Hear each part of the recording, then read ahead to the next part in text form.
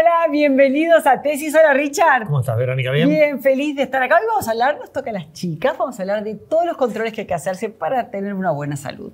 Bueno, vamos a hablar también de ACV, para dar consejos a la gente, cómo prevenirlos. Y el tema, especialmente la depresión, ¿sí? Un tema de salud mental muy importante que hay que saber. Perfecto, ¿arrancamos? Vamos.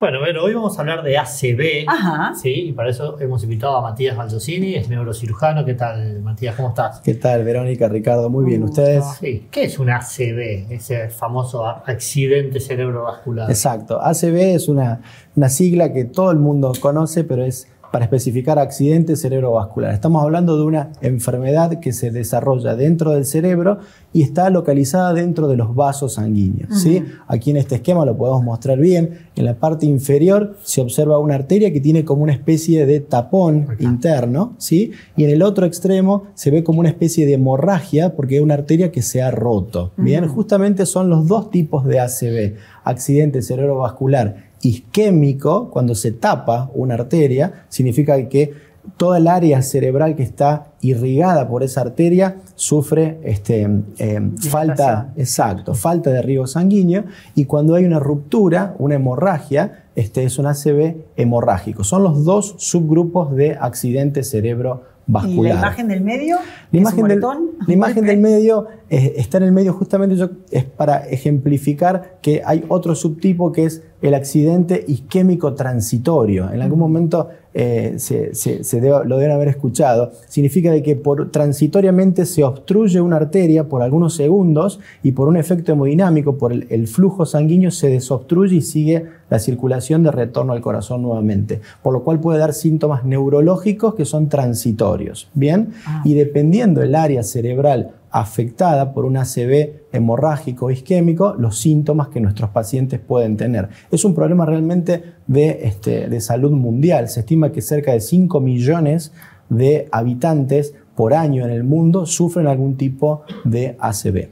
¿Y esto hay que tratarlo inmediatamente? ¿Pasa? ¿Es una situación traumática de un momento? ¿Después pasa? Sí, generalmente lo más importante, Verónica, es hacer foco en la prevención. ¿Sí? Es decir, para no llegar a ninguno de estos. Exacto. Es lo que más, el impacto mayor que podemos lograr en la población es haciendo prevención. La prevención está enfocada en tratar de promover conductas libres de tabaco en nuestros pacientes, realizar actividad física con regularidad, controlar la presión arterial. Justamente en este extremo, el accidente cerebrovascular hemorrágico se da en los pacientes hipertensos generalmente. La presión arterial elevada hace que los vasitos en nuestro encéfalo, en nuestro cerebro, que son de pared muy delgada, pueden romperse en algún momento. ¿Bien? Y por otro lado, conductas alimentarias saludables, disminuir el consumo de grasas polisaturadas y realizar actividad física son las conductas que se trata de promover en los pacientes. Dependiendo del tipo de ACV que tenga un paciente, es la conducta que vamos a tomar. Por lo cual, lo que es para la población en general, ante la aparición de dolor de cabeza, visión borrosa... ¿Cuáles son los síntomas, digamos, que a mí me pueden alertar que estoy por tener un proceso de... Exacto. Generalmente se inicia con síntomas leves, visión borrosa, dolor de cabeza, inestabilidad, dificultad para mover una mano, dificultad para mover una pierna, dificultad en el habla. Todo depende porque nuestro cerebro tiene diferentes funciones, dependiendo si estamos hablando del lóbulo frontal, occipital, parietal o temporal. Entonces pueden ser síntomas variados. Ante esos síntomas se recomienda a la población concurrir a una guardia para un adecuado control médico y eventualmente hacer estudios para diagnosticar de un modo precoz. Es muy importante que esto sea de modo precoz. ¿Por qué? Porque hay algo que se denomina el tiempo de oro. Hay un tiempo en el cual, si uno realiza algún tipo de terapéutica específica, fundamentalmente para el ACV isquémico, cuando se tapa una arteria, si se puede reperfundir esa arteria nuevamente por técnicas específicamente técnicas endovasculares. En los últimos tiempos se han desarrollado técnicas endovasculares muy útiles para poder abrir otra vez esa arteria de alguna manera y restablecer el flujo sanguíneo cerebral. Pero es clave que eso sea en las primeras horas. Esto es clave para que no queden secuelas, ¿no? Exactamente. ¿Y cuánto tiempo es este tiempo de oro? Generalmente son las primeras 4 horas son las más importantes.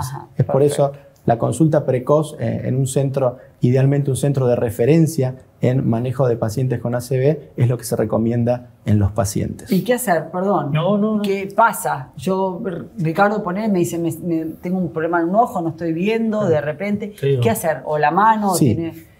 ¿Qué hacer? Lo ideal es llamar a un servicio de emergencia y ese servicio de emergencia evaluará a Ricardo inmediatamente y si los síntomas persisten, lo va a trasladar a un centro donde le van a realizar seguramente una tomografía del cerebro para poder diagnosticar si el paciente tiene un ACV en ese momento, una resonancia magnética y otros estudios hemodinámicos como angiografía eventualmente. Hoy en día se han avanzado mucho en las técnicas diagnósticas. Hay muchos estudios que permiten diagnosticar de un modo precoz si un paciente está sufriendo un ACV hemorrágico o isquémico y actuar de inmediato.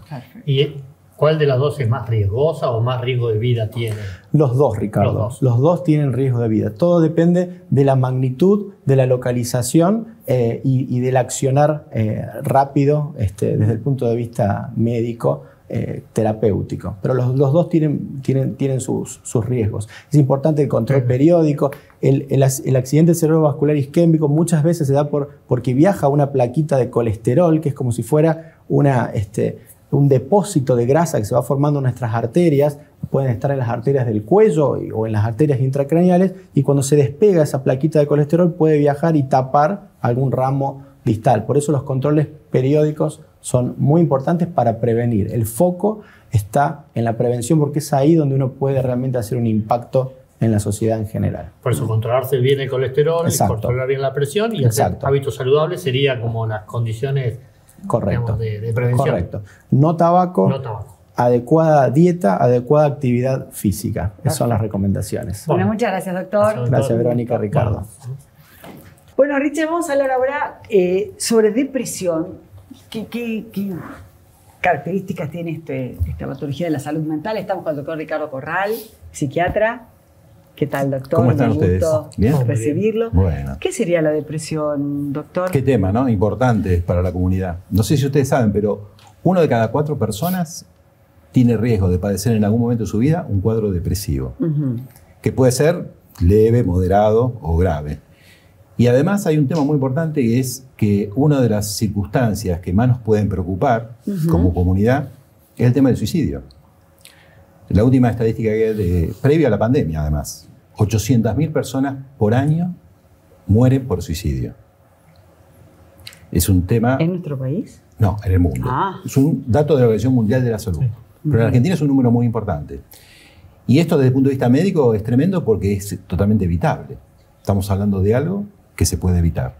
Para lo cual es muy importante esto que hacen ustedes, que es comunicar sobre la importancia de desestigmatizar el tema de lo que son las enfermedades mentales, ¿no? Porque la depresión está muy ligada a, bueno, estoy bajoneado, estoy un poco triste, estoy depre, y eso se corrige yéndose de vacaciones, o saliendo con amigos, o haciendo algo divertido. Y no, la depresión es una enfermedad del cerebro, como puede ser una enfermedad de cualquier otro órgano del cuerpo humano, ¿no? Una hepatitis del hígado, o si uno tiene diabetes, un problema de páncreas, y el cerebro se enferma también.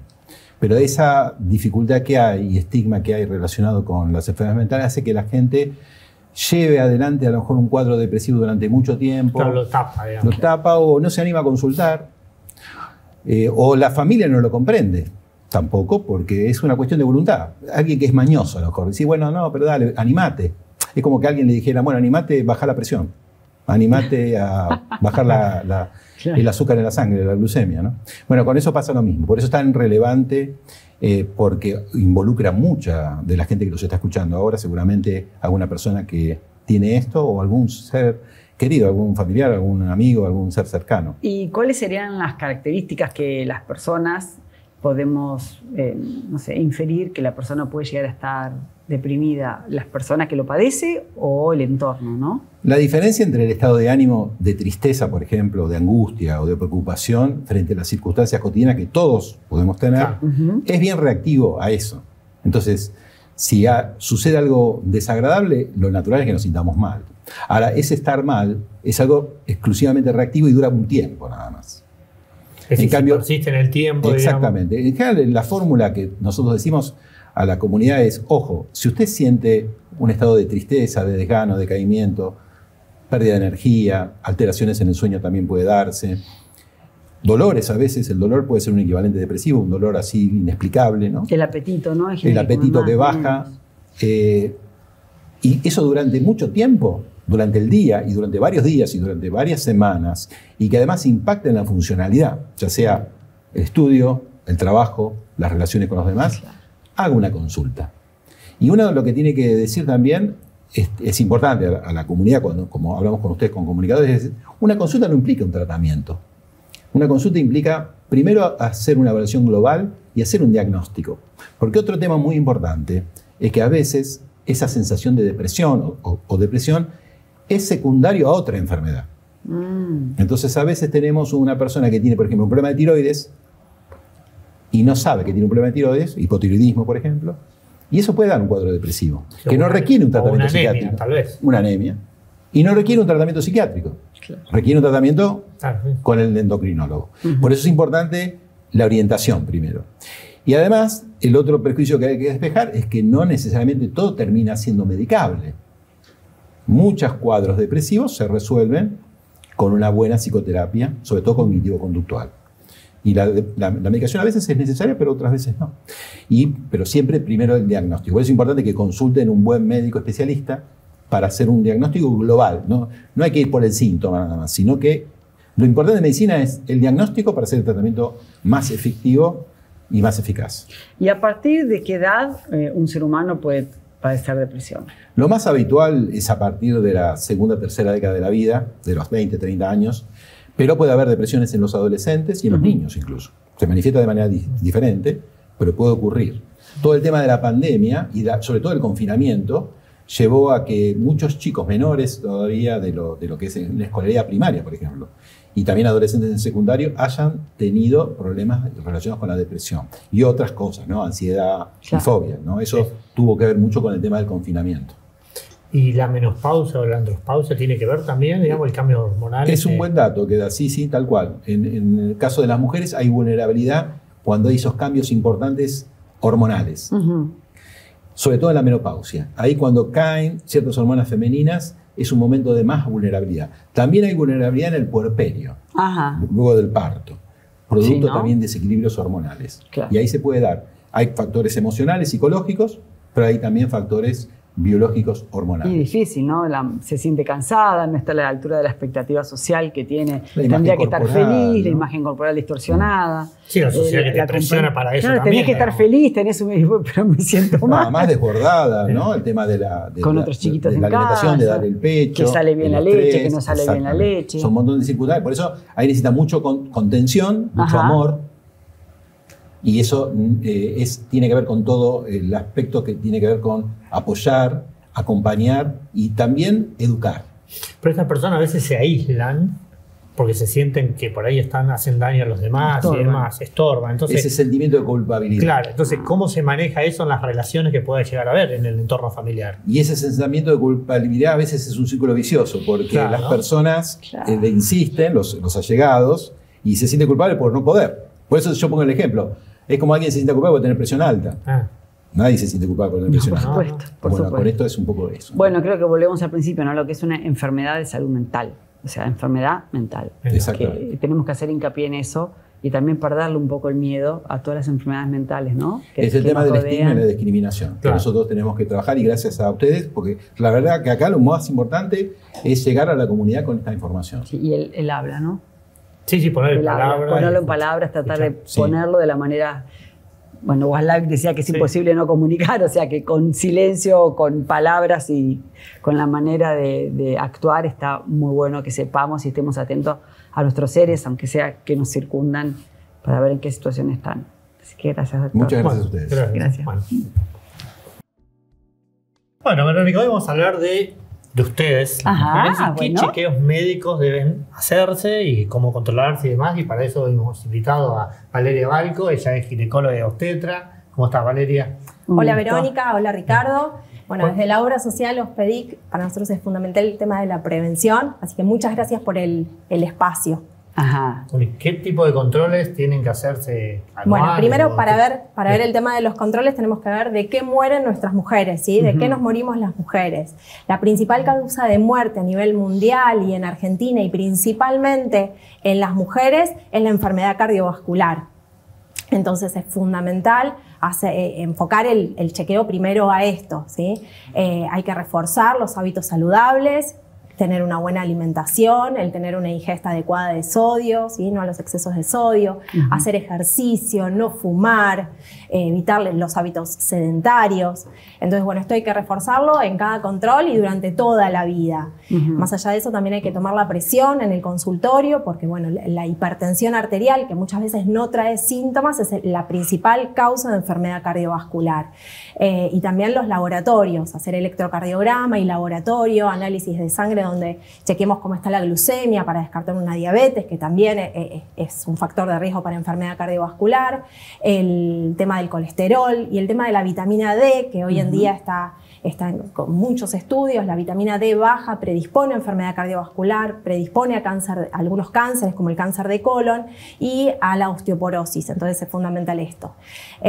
Y estos análisis son fundamentales hacerlos principalmente después de la menopausia, porque nosotros antes de la menopausia tenemos una hormona que se llama estrógeno que nos protege de enfermedad cardiovascular. Entonces cuando llegamos a la menopausia, alrededor de los 50 años, más o menos 5, es donde esta hormona empieza a descender y empiezan los factores de riesgo cardiovasculares a aumentar. Entonces, ahí igual la diríamos la mujer al hombre en este tipo de... Ahí es donde la mujer supera al hombre. Supera. Hasta supera al hombre. Viene por debajo, supera y después se equiparan, ¿no? La mujer tiene más riesgo siempre todavía. Más riesgo. Sí. Después de la menopausia. Sí. ¿Por qué? Porque al bajar los estrógenos tenemos más riesgos de hacer placas de ateromas y de la aterosclerosis, más riesgos de que se eleve el colesterol malo, aumento de la grasa intraabdominal, que es la que favorece la enfermedad cardiovascular. Claro. Y también hay alteraciones en los factores de coagulación, que esto puede predisponer a una trombosis, ¿sí? También a la obstrucción de un vaso. Y estoy pensando, si el estrógeno baja, ¿no podríamos consumir o de alguna manera administrar nuestro organismo estrógeno? ¿O las terapias de reemplazo hormonal no van a aumentar o sea, no nos van a proteger como nos protegen los estrógenos naturales. Perfecto. En ciertos casos está indicada, pero no para evitar enfermedad cardiovascular. Sí tenemos que hacer todo lo de los hábitos saludables para evitarla.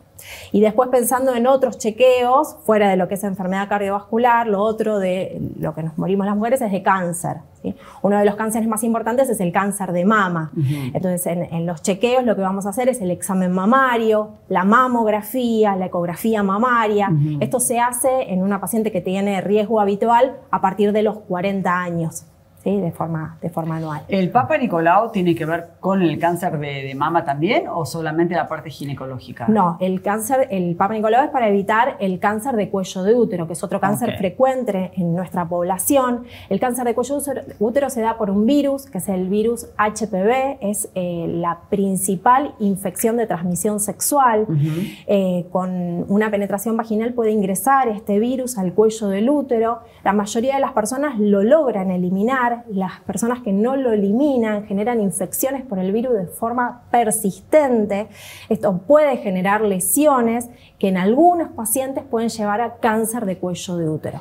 Y estas lesiones tardan años en progresar, no se da de un momento para el otro. Entonces nosotros tenemos la posibilidad de intervenir y buscar las lesiones y tratarlas antes de llegar a un cáncer. Una de las cosas que se hace para prevenir el cáncer de cuello de útero es la vacuna de HPV, que se da a las niñas de 11 y a los niños de 11 años. En esa edad está por calendario, pero se puede dar hasta pacientes de 45 años. Otra de las cosas que hacemos es el test de HPV, que buscamos en el consultorio y lo mandamos a analizar a un laboratorio, específicamente si hay HPV en el cuello del útero. En el caso de que ese test dé negativo, se repite recién en 5 años. Si el test da positivo, tenemos que pasar al PAP y la colposcopía. Y si no, directamente podemos hacer un PAP y una colposcopía. Perfecto. El PAP y la colposcopía está indicada en pacientes que ya iniciaron relaciones sexuales, aproximadamente a los 3 años de inicio de relaciones sexuales por vía vaginal, y en general se hace una vez al año. A veces si tenemos varios PAP normales, podemos hacerlo cada 3 años, podemos extender este tiempo. Otro cáncer que es muy frecuente y que está en aumento es el cáncer de colon. ¿Sí? Entonces, de nuevo, hábitos saludables para evitarlo. En el cáncer de mama también, hábitos saludables para evitarlo. Una dieta equilibrada. En el caso del cáncer de colon, muchas frutas, verduras, tener la vitamina D en forma adecuada, evitar el exceso de alcohol. Y bueno, y después para hacer el screening, la búsqueda de patología que esté previa al cáncer o el cáncer en estadios iniciales, usamos sangre oculta en materia fecal o la videocolonoscopía. ¿Sí? Sangre oculta sería una vez al año y la videocolono cada 5 años. ¿Sí? ¿Y cómo estamos en la Argentina con los controles, digamos? ¿Estamos bien? ¿Estamos mal? ¿Se hacen? Sí, no, muchas mujeres se hacen, pero realmente el cáncer de cuello de útero existe porque no hay suficiente control, porque el cáncer de cuello de útero nos da tiempo para poder evitarlo totalmente. O sea, es un cáncer que es erradicable. Con buen control es erradicable. Es erradicable. Sí. Bueno, ahora con la vacunación, perdón, digamos, se va a tratar de evitar. Esas chicas ahora, las que se empezaron a vacunar y ya llevamos varios años. Y ahora ya tienen 22 años. O sea vamos a ver, el cáncer de cuello. Ser toda la comunidad, porque cuando hay gente son ventanas que puede entrar. Sí, pero bueno. Y una vez que la persona ya tiene HPV, después puede volver a contraer el HPV, se va o ya queda en la persona, ya está infectada y contagia. Un hombre, por ejemplo, si tiene HPV, el HPV, el mismo organismo lo puede eliminar. Lo podemos eliminar con las defensas. ¿Sí? El problema es cuando las infecciones se generan de forma persistente. Por eso tenemos que ir a buscar las lesiones. Las lesiones. El 70% de la población que alguna vez mantuvo relaciones sexuales tiene HPV o tuvo en algún momento HPV. O sea que tampoco es que es demasiado frecuente. Es muy frecuente. No es que es re importante saber si tiene o no tiene HPV. Sí es importante saber que no tenga una lesión por HPV. Perfecto. ¿Sí? Perfecto. Esa sería la idea. Y después, bueno, dentro de patologías que buscamos en el consultorio, que por ahí ya no son cáncer, en la mujer es la salud del hueso. ¿Sí? La osteoporosis es una patología donde tenemos un hueso frágil con una predisposición a las fracturas. Entonces, de nuevo, hábitos saludables para evitar tener una osteoporosis en el futuro. Una dieta equilibrada, el buen consumo de proteínas, de calcio, tener la vitamina D. La vitamina D es una hormona que hace que ese calcio se meta en el hueso. Entonces, necesitamos llegar... ¿Qué tiene la vitamina D, por ejemplo? Recordarnos. En las comidas está, por un lado, con el sol. Claro. Pero bueno, para adquirirla a través del sol tiene que ser sin protector, en horarios del mediodía. Así que bueno, por ahí en algunos alimentos está, pero lo ideal sería dosarla en laboratorio y suplementarlo. Sí. Eso sería lo ideal. Y bueno, y para el tema de la osteoporosis, de nuevo, los estrógenos nos protegen, con lo cual antes de la menopausia no tenemos mucho riesgo de osteoporosis, pero después de la menopausia empieza el riesgo. Entonces, bueno, chequear con densitometría y con análisis de sangre de laboratorio. Perfecto. Bueno, muchas gracias. Muchas gracias a ustedes. Volvemos. Dale.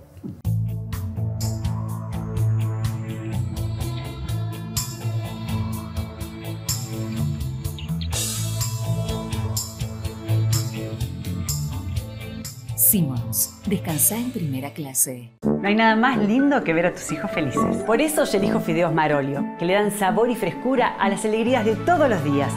Spaghetti, rigati, moños, tirabuzón. Mamá, te amo. Marolio, una de las marcas más elegidas por los argentinos. Espectacular, me encantó el tema de la depresión. Hay que estar atento, hay que fijarse en uno y en los allegados. Qué bueno que tenga visibilidad para que la gente se pueda dar cuenta. Exactamente. Sí. Bueno, también hay que hacerse chequeos. Hoy nos tocó a las niñas, otro día le tocará a los niños o niñes.